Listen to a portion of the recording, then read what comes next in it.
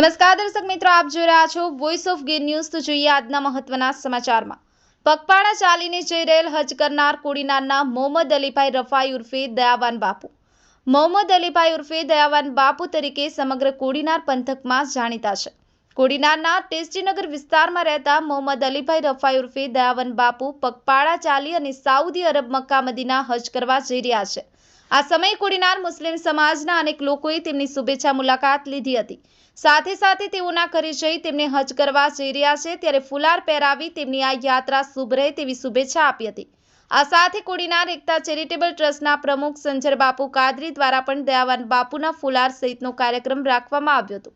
મોહમ્મદ અલીભાઈએ હજ જવા માટે પોતાના ધંધા રોજગારી માટેના સાધનો બોલેરો, જનરેટર અને બાઇક વેચી અને એક લારી બનાવી છે, જેને સાથે લઈને તેઓ ગુજરાતથી રાજસ્થાન, દિલ્હી માર્ગે આજરોજ હજ માટે જવા રવાના થશે।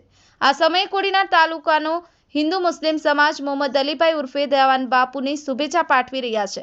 વોઇસ ઓફ ગીર ન્યૂઝ સાથે ફેસલ ડબાવાલા, કોડીનાર। ઉના, ગીરગઢડા અને કોડીનાર તાલુકાના આસપાસના ગામોમાં બનતી ઘટનાના સમાચાર જાણવા અમારી ચેનલને લાઇક કરો, શેર કરો અને સબસ્ક્રાઇબ કરો।